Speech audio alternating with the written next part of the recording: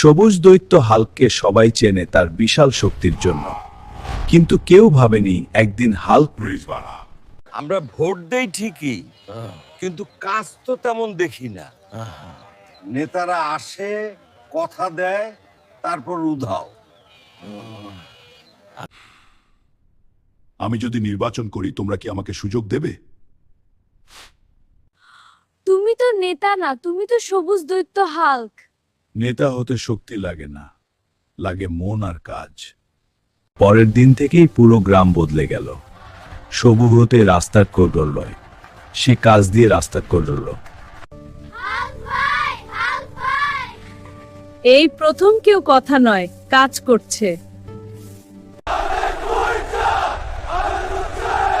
আমি কাজ করব যদি তোমরা বিশ্বাস করো।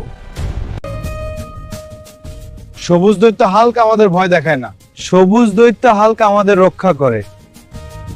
ভোট গণনার দিন রাত পর্যন্ত সবাই অপেক্ষা করল। শেষে ঘোষণা এলো, হাল্ক বিশাল ভোটে জয়ী।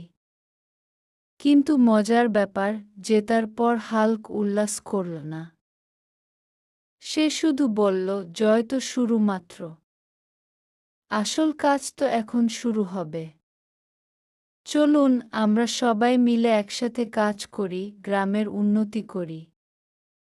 আমাদের ঐক্যই আমাদের শক্তি, এগিয়ে যাওয়ার পথ।